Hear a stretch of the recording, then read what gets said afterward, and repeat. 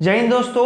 तो स्वागत है आपका अपने चैनल मिस्टर इंग्लिश वाला पढ़ाई में। मेरा नाम है रवि कुमार बदानी और आज मैं आप सभी के लिए क्लास 12 का सबसे पहला चैप्टर लेकर आया हूं ज्योग्राफी का, जिसका नाम है human geography and nation of scope.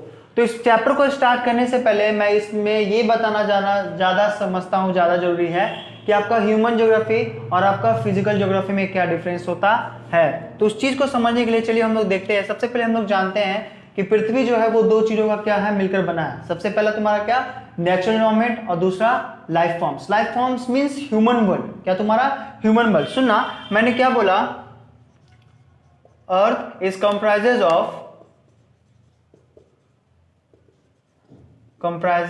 Of two components. ये कितने कंपोनेंट से बना है?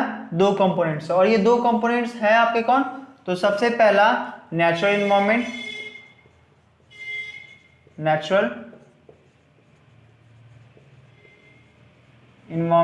ठीक है। और जो दूसरा है, इसी को हम दूसरा नहीं, नेचुरल एनवायरनमेंट को हम लोग फिजिकल एनवायरनमेंट कहते हैं।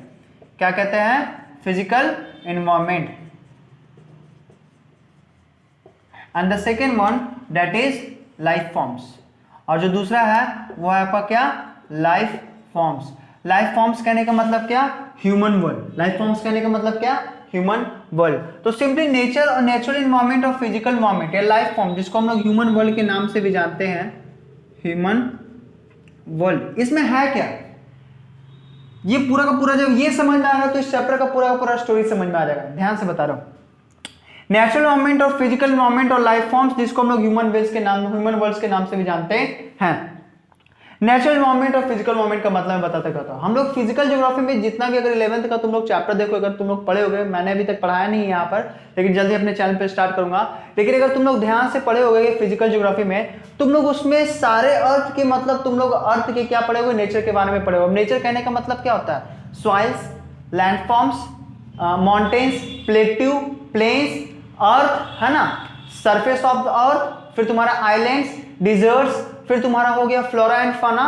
These all are the components of natural environment और physical environment that we read in the physical geography. हम लोग किस में पढ़ते हैं? फिजिकल ज्योग्राफी में। फिजिकल ज्योग्राफी में हम लोग क्या पढ़ते हैं कि तुम्हारे फिजिकल एनवायरनमेंट और नेचुरल एनवायरनमेंट के बारे में हम लोग पढ़ते हैं। नेचुरल एनवायरनमेंट कहने का मतलब क्या होता है? सिंपली देख लो, नेचुरल एनवायरनमेंट कहने का हो गया सॉइल, फिर तुम्हारा वाटर, फिर तुम्हारा लैंड फॉर्म्स, फिर तुम्हारा flora and fauna etcetera. So these all are the components of natural environment of physical, जिसमें मतलब कहने का मतलब जिसमें हम लोग soil, water, landforms, flora and fauna, mountains, plateau, plains, इन सब चीजों के बारे में जो हम लोग पढ़ते हैं, यानी नेचर के बारे में जब हम लोग पढ़ते हैं, उसे हम लोग टर्म करते हैं तुम्हारे किस चीज में? फिजिकल ज्योग्राफी में। किस चीज में बाबू? फिजिकल ज्योग्राफी में। फिजिकल ज्योग्राफी में, ठीक है। इसको हम लोग टर्म इसमें किए थे बाबू, फिजिकल ज्योग्राफी में, समझे।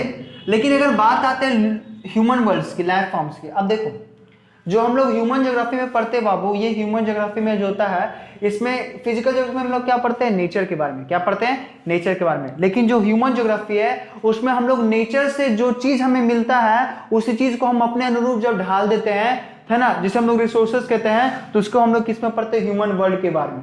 यानी हम लोग नेचर का यूज करके, हम लोग नेचुरल एनवायरनमेंट और फिजिकल एनवायरनमेंट का यूज करके जो भी अपने यूज के लिए बनाते हैं, उसे हम लोग किसमें पढ़ते हैं? ह्यूमन ज्योग्राफी में। किससे पढ़ते हैं? ह्यूमन ज्योग्राफी में। तो सिंपली इसमें कौन कौन से आएंगे तुम्हारे? रोड हो जाएंगे, रेलवेज हो जाएंगे, ट्रांसपोर्ट हो जाएंगे, फिर तुम्हारे हॉर्सेज हो जाएंगे।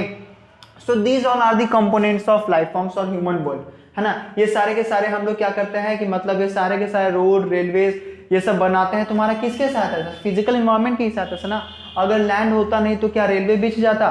नहीं बिछता।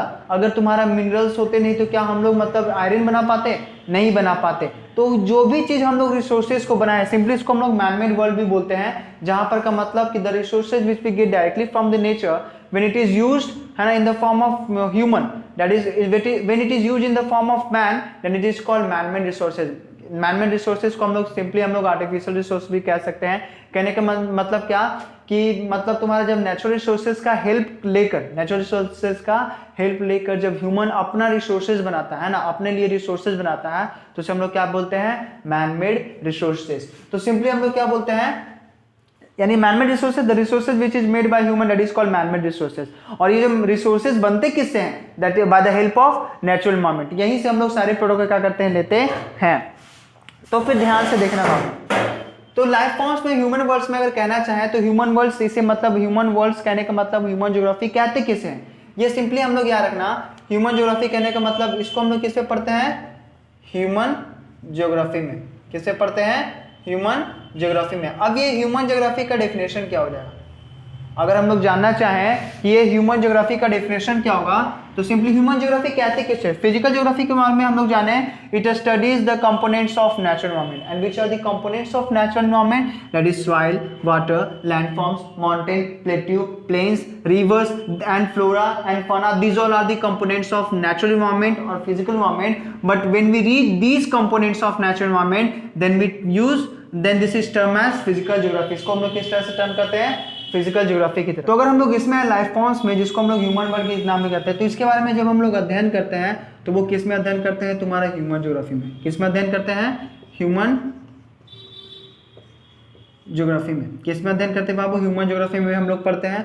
ह्यूमन ज्योग्राफी का अगर हम लोग मतलब जानना चाहें तो क्या होता है, ह्यूमन ज्योग्राफी को हम लोग सिंपली क्या कहेंगे कि जो भी रिसोर्सेज होते हैं आपके नेचुरल एनवायरनमेंट के, यानी the resources which we directly get from the natural environment or the physical environment, कहने का मतलब जो भी soils, water, landforms, flora, fauna, जो भी हमें जो चीज भी हमें मिलता है रिसोर्सेज नेचर से, और उसी को जब हम लोग अपने अनुसार क्या करते हैं, बनाते हैं, ढालते हैं, तो उसे हम लोग क्या बोलते हैं, उसे हम लोग किस टर्म में देखते हैं, ह्यूमन ज्योग्राफी के टर्म में। जैसे अगर लैंड नहीं होता तो फिर आपका फिर मतलब रेलवेज कैसे बनता, रोड कैसे बनता, वाटर नहीं होता तो हम लोगों को पानी कहाँ से मिलता, जो हम लोग अलग अलग तरह से मतलब पानी का यूज करके जो भी मतलब बनाते हैं, घर तक बनाते हैं। तो मतलब क्या होता है सिंपली कि हम लोग नेचर का हेल्प लेकर क्या करते हैं, अलग अलग रिसोर्सेज को बनाते हैं। एक तरह से हम लोग इसे मैनमेड रिसोर्स भी कहते हैं, यानी the resources which is made by human, that is called manmade resources.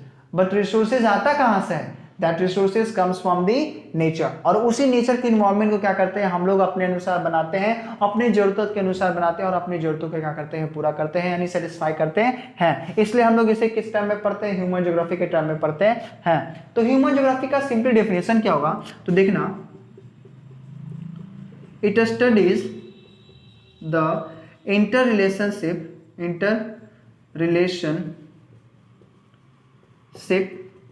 between the physical environment बोलो या नेचुरल environment बोलो, both are same, okay? Physical environment, between the physical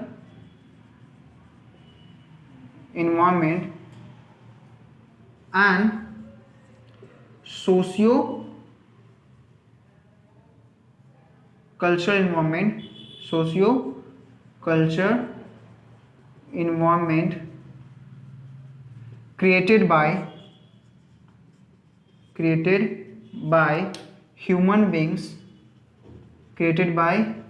human beings, कहने का मतलब ये क्या करता है, ये फिजिकल एनवायरनमेंट और सोशियो कल्चरल एनवायरनमेंट के मतलब बीच के रिलेशन को देखता है, उसका अध्ययन करता है। और जो ये सोशियो इकोनॉमिक जो सोशियो कल्चरल एनवायरनमेंट जो है वो किसके द्वारा क्रिएट होता है, ह्यूमन बींग्स के द्वारा। कैसे बाबू, it studies the inter relationship between the physical environment, है ना, फिजिकल एनवायरनमेंट और किसके, सोशियो कल्चरल एनवायरनमेंट के बारे में मतलब स्टडी करता है। और ये सोशियो कल्चरल एनवायरनमेंट बनता कैसे है, तो created by human beings with mutual interaction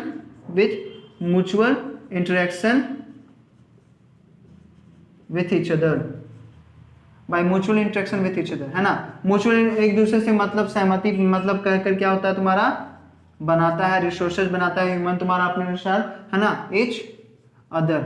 जैसे एग्जांपल में क्या हम लोग देख सकते हैं, एग्जांपल में हम लोग क्या देख सकते हैं, तो ध्यान से देखें। एग्जांपल में जैसे मान लो हाउस, रोड,